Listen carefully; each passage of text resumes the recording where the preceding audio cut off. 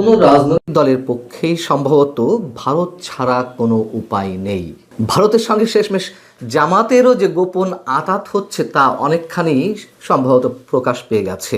দিনরাত, সারা দিন, সারা বছর যেসব রাজনৈতিক দল ভারত বিরোধিতাকেই তাদের রাজনৈতিক পুঁজি হিসেবে নিচ্ছে, সারা দিন রাত ভারতের বিষোদ্গার করছে, তারাও এখন ভারতের শরণাপন্ন হচ্ছে বা ভারত যা বলছে তাই শোনার চেষ্টা করছে, অথবা ভারতের আনুকূল্য চাইছে। যদি কেউ এমনটা মন্তব্য করে থাকেন, খুব বেশি কি ভুল হবে?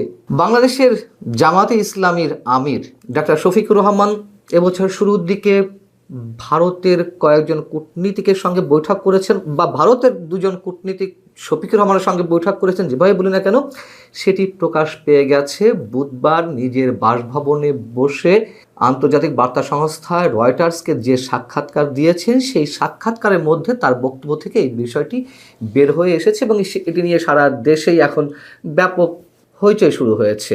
জামাতের আমির রয়টার্সকে বলছিলেন যে অন্যান্য দেশের কূটনীতিকেরা যেমন প্রকাশ্যে তার সঙ্গে সৌজন্য সাক্ষাৎ করেন, ভারতীয় কূটনীতিক তেমনটি করেননি।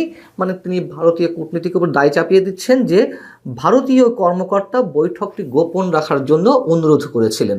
এবং এই রিপোর্টটি গত বৃহস্পতিবারই প্রকাশ পেয়েছে বাংলাদেশের বিভিন্ন গণমাধ্যমে, এবং রয়টার্সও কয়েক ঘন্টা আগে প্রকাশ করেছে বাংলাদেশের গণমাধ্যমে প্রকাশের ঠিক কিছুক্ষণ আগে।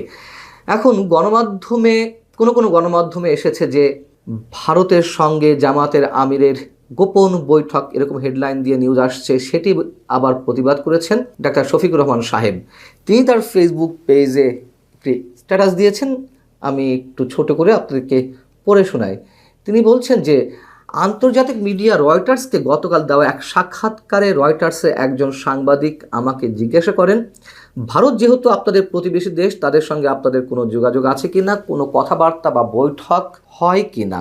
আমি তখন বলেছিলাম, গত বছরের মাঝামাঝি সময়ে আমি অসুস্থ হওয়ার পর চিকিৎসা শেষে যখন বাসায় ফিরি, তখন দেশ বিদেশের অনেকেই আমার সঙ্গে সাক্ষাৎ করতে আসেন। অন্যান্য দেশের সম্মানিত কূটনীতিবৃন্দ যেমন এসেছেন, তেমনি তখন ভারতের দুজন কূটনীতিকও আমাকে দেখতে আমার বাসায় এসেছিলেন। অন্যান্যদের মতো তাদের সঙ্গেও আমার কথা হয়েছে। এবং তিনি বলছেন যে আমরা তাদের সঙ্গে আলাপ আলোচনার সময় বলেছিলাম, যত কূটনীতিক এখানে আসেন তাদের সকলের বিষয়ে আমরা পাবলিসিটিতে দিয়েছি, প্রচার করেছি। আপনাদের এই সাক্ষাৎও আমরা পাবলিসিটিতে দিতে চাই। তখন তারা আমাকে এটি না দেওয়ার জন্য অনুরোধ করেন। আমরা বলেছিলাম যে পরবর্তীতে যখনই আপনাদের সঙ্গে দুই দেশের স্বার্থ সংশ্লিষ্ট বিষয়ে কোনো বৈঠক হবে, তা অবশ্যই পাবলিসিটিতে যাবে। এগুলো উল্লেখ করে তিনি লিখছেন ফেসবুক স্ট্যাটাসে যে আমি বিস্মিত যে আমাদের কিছু দেশীয় মিডিয়া ভারতের সঙ্গে জামাত আমিরের গোপন বৈঠক হয়েছে বলে সংবাদ পরিবেশন করছে। ভবিষ্যতে প্রকৃতি বিষয় না জেনে এমন বিভ্রান্তিকর সংবাদ পরিবেশন করা থেকে বিরত থাকার জন্য সংশ্লিষ্টদের প্রতি আহ্বান জানাই। আমির সাহেব কেন বিস্মিত হচ্ছেন? গোপন তো রেখেছিলেন। গোপন যেহেতু রেখেছিলেন, আবার আপনার কথা যদি সত্য হিসেবে ধরে নিই যে ভারতেও কূটনীতিকরা গোপন রাখতে বলেছেন, তাহলে দুপক্ষ থেকে গোপন রাখা হয়েছে। তাহলে এটিকে আমরা কেন গোপন বৈঠক বলবো না? যদি গণমাধ্যম শিরোনাম করে যে জামাতের আমির এবং ভারতের প্রতিনিধিদের মধ্যে গোপন বৈঠক, ভুলটা কোথায়? এতে বিস্মিত হওয়ার কি আছে? ভারতের কূটনীতিকরা তার সঙ্গে বৈঠক করতেই পারেন, এতে আমরা অস্বাভাবিক কিছু দেখি না। যে কোনো দেশের কূটনীতিকরাই জামাতের আমিরের সঙ্গে বা যে কোনো দলের প্রধানের সঙ্গে বৈঠক করতে পারেন। কিন্তু কেউ বৈঠক করে যদি কেউ গোপন রাখতে বলে, সেটি কেন রাখতে হবে? প্রশ্ন তো সেখানেই। আমাদের নিশ্চয় মনে আছে 2024-এর 7 জানুয়ারি নির্বাচনের আগে জাতীয় পার্টির বর্তমান চেয়ারম্যান GM কাদের সাহেব গিয়েছিলেন ভারত সফরে। সেখানে তিনি বিভিন্ন রাজনৈতিক দলের শীর্ষ নেতাদের সঙ্গে বৈঠক করলেন, বিজেপি নেতাদের সঙ্গেও বৈঠক করলেন। তিনি যখন দেশে ফিরে এলেন, বিমানবন্দরে নামার পর সাংবাদিকরা তার কাছে জিজ্ঞাসা করেছিল যে কি আলোচনা হলো ভারতে। তিনি কোনো কথা বলতে চাইলেন না, মুখে কুলুপ এঁটে রইলেন। তিনি সরাসরি বললেন যে ভারতের নিষেধ আছে, এখনই কিছু বলা যাবে না। যদিও আমরা সেই নিষেধের বিষয়গুলো এখনও জানতে পারিনি, তারপরে তখন তার এই বক্তব্যের বিষয়ে আমরা তখনই সমালোচনা করেছিলাম। যে আমি নিজেই বলেছিলাম, এমন মন্তব্য করেছিলাম যে দাদাদের নিষেধ আছে। তো দাদাদের যেহেতু নিষেধ আছে, সেহেতু মুখে কুলুপ এঁটে থাকতে হবে। দাদারাও কি জামাতের আমিরেরও খুব কাছের দাদা? তাদের অনুরোধ তিনি ফেলতে পারলেন না।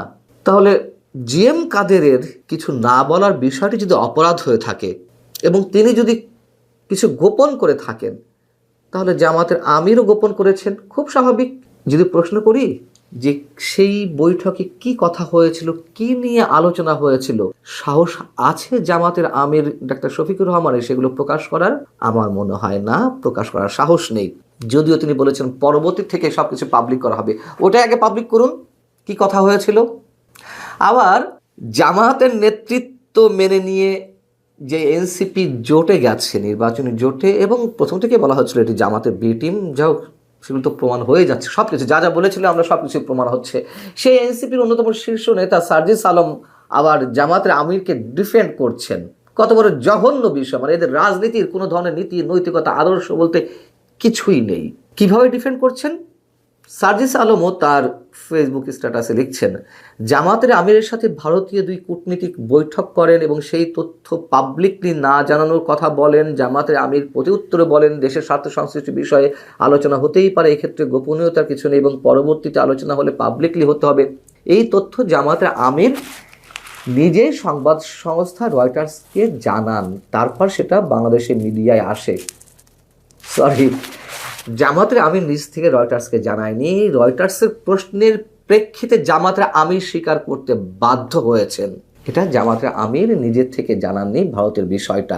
রয়টার্সের প্রশ্নের প্রেক্ষিতে তিনি যদি স্বীকার না করতেন, তিনি ভালো করেই জানতেন যেটা সামহাউ ডিসক্লোজ হবে, তাদের হাতে প্রমাণ আছে বিধায় তারা এই প্রশ্নটা খুবই কনফিডেন্টলি করছে। এবং মিটিং হয়েছে, তো বৈঠক হয়েছে প্রায় বছরখানেক আগে। 1 বছর ধরে কেন লুকিয়ে রাখতে হলো শুধুমাত্র ভারতীয় কূটনীতিকদের অনুরোধের প্রেক্ষিতে? কি অদ্ভুত একটা বিষয়। এখন রয়টার্সের কাছে স্বীকার করতে তিনি বাধ্য হয়েছেন। বাধ্য না হয়ে কোনো উপায় নেই। সার্জিস আলম আরও বলছেন, আমাদের দেশের তথাকথিত দলকানা ব্যক্তি গোষ্ঠী দলীয় পারপাস সার্ভ করা কিছু মিডিয়া হাউস শিরোনাম করেছে জামাতের আমিরের সাথে ভারতের গোপন বৈঠক। এই হলো আমাদের দেশের মিডিয়ার অবস্থা। এই ছেলেরা এত সস্তা দরের কথাবার্তা বলে, মনে হচ্ছে রাজনীতির আদ্যপান্ত অ ক খ গ্রামার সব কিছু শিখে গেছে। মানে এই ধরনের সস্তা কথা বলে আবার আনুকূল্য পাওয়ার চেষ্টা করছে, এদের নিজেদের কোনো লাজ লজ্জা নেই। সারা দিন সারা বছর দিল্লি না ঢাকা, ঢাকা ঢাকা এই স্লোগান দিতে দিতে মুখে ফেনা তুলে ফেলছে, অথচ নির্বাচনকে সামনে রেখে তারা আবার দিল্লির দিকেই তাকিয়ে আছে। দিল্লির কথাই কখনো কখনো অনেক কিছু গোপন করছে, কখনো কখনো আবার দিল্লির বিরুদ্ধে যুদ্ধাংদেহী মনোভাব পোষণ করছে। দিল্লি আক্রমণ করা হবে, 7 সিস্টার্স ভেঙে দেওয়া হবে, আবার এদিকে দিল্লির সাথে গোপনে কথাবার্তা, সেটিকে আবার ডিফেন্ড করছে। এটিকে কেন্দ্র করে আবার বাংলাদেশের গণমাধ্যমকে অ্যাটাক করছে। গণমাধ্যমের কোনো দোষ নেই, গোপন বৈঠককে গোপন বৈঠকই বলতে হবে, এখানে ওপেন বৈঠক বলার কিছু নেই।